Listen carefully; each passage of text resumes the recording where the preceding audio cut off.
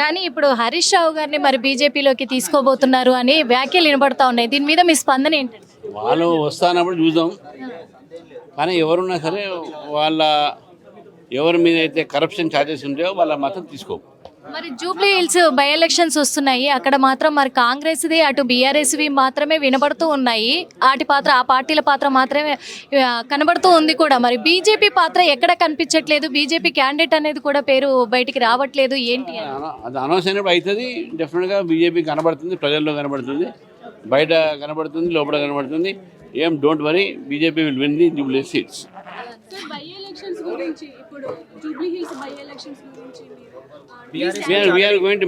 గెలుస్తాం. వాళ్ళు చేసిండొచ్చు. మా క్యాండిడేట్ లాస్ట్ మూమెంట్ పెట్టినా కూడా మేము గెలుస్తాం. మా పని ఇంటర్నల్గా నడుస్తుంది. ఆల్రెడీ ఇంటింటికి తిరుగుతున్న మా కార్యకర్తలు ఓటర్లను గెలుస్తున్నారు.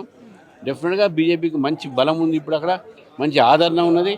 మా క్యాండిడేట్ అనౌన్స్ చేయగానే ఇమీడియట్గా ఎలక్షన్ దిగుతాం, బీజేపీ గెలుస్తామని చెప్పి మాకు పూర్తి నమ్మకం ఉన్నది.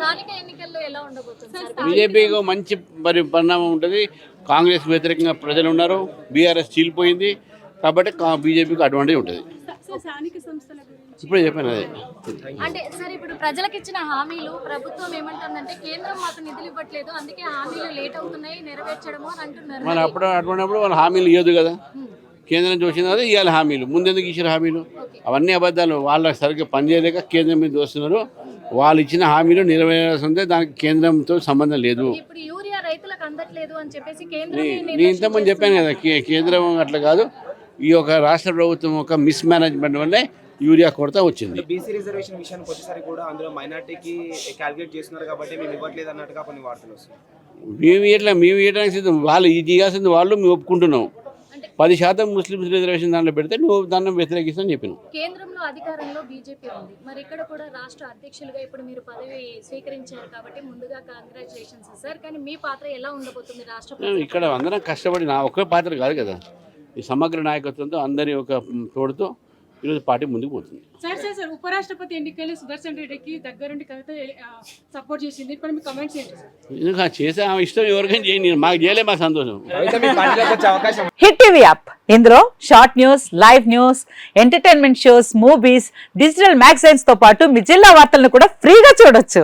ఇంకెందుకు ఆలస్యం, వెంటనే హిట్ టీవీ యాప్ ని డౌన్లోడ్ చేసుకుని ఫ్రీగా ఎంటర్టైన్మెంట్ పొందండి. Hit TV app. Hit TV app. Please download hit TV app. Hit TV app ని ఫ్రీగా డౌన్లోడ్ చేసుకుని ఎంజాయ్ చేయండి. మీకు నచ్చిన ఎంటర్టైన్మెంట్ కోసం హిట్ టీవీ యాప్ ని ఫ్రీగా డౌన్లోడ్ చేసుకుని ఎంజాయ్ చేయండి. హిట్ టీవీ యాప్ ని డౌన్లోడ్ చేసుకుని ఆస్వాదించండి, ఆశీర్వదించండి. ఇంతమంది సెలబ్రిటీలు హిట్ టీవీ యాప్ ని డౌన్లోడ్ చేసుకోండి అని చెప్తున్నారంటే ఎంత మంచి యాప్ ఆలోచించండి. అమెరికా అమెరికా అమెరికా అమెరికాలో చదవాలనుకునే వాళ్ళకి విశ్వసనీయమైన పేరు మన శౌర్య కన్సల్టెన్సీ. UK లో 1 year masters, UK లో 1 year masters, 2 years work permit up to 5 years visa. Contact Shaurya Consultancy. Contact 89851 89851.